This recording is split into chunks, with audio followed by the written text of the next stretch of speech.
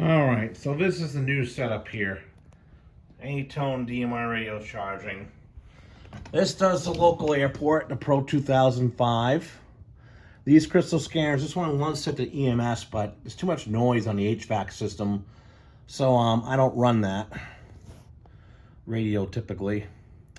This one's programmed for fire. Same thing, too much noise on the HVAC system. I don't run it typically. This one here does Norfolk Southern and the High Point, Thomasville and Denton Railroad, which is a railroad that's run by, it's run by NS, Norfolk Southern, and CSX, and it links one railroad to another.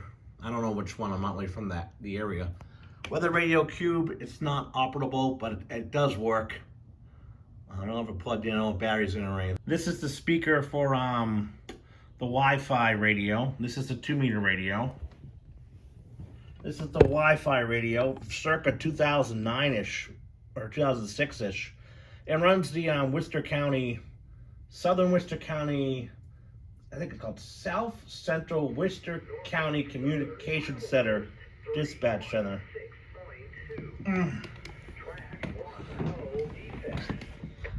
Then in here, this was a scanner that I made up. I took apart the speakers to solder them. It was really a mess. I should have left them alone. This is a mobile unit I had for listening to Winston-Salem because I use an analog core trunk channel, but P25 digital. I don't work in Winston-Salem anymore. So this scanner just monitors the analog I-Tac frequencies, which I'll post right here. And it's very important to have these frequencies in your scanner or your local I-Tac, VTACs, whatever, because sometimes they're used for special events and emergencies. And we got the AT&T, I think it's a trimline something, and I forgot the exact model. But it was made in Indianapolis Phone Works in 1986.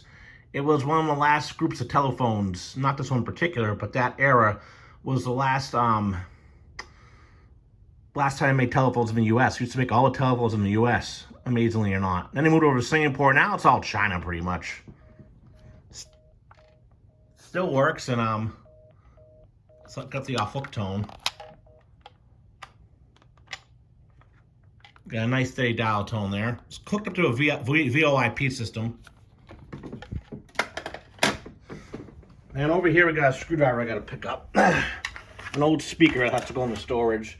This room pretty much is an open room, really. It's not set up for much. It's just my area where I sit with my radios. Power supply is working good, but I'm going to have to keep my finger in front of the screen. I'm sorry. I'm going to have to appropriately connect these wires with, what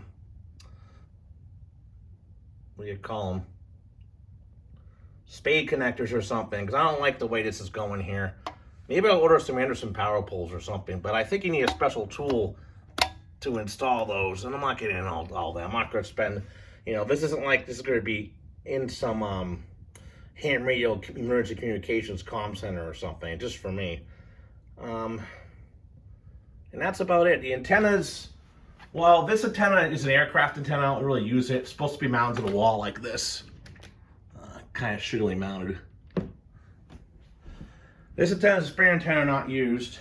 This antenna here is for the railroad. It's an old scanner antenna. I cleaned it up and soldered it because it was all rusty. It used to be on my car in Massachusetts. This is a 2-meter antenna. This is an 800 megahertz directional antenna. I tried using this to get away from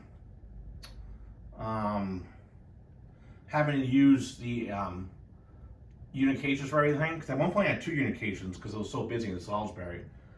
This here on the floor is just gunked from the electrical tape here.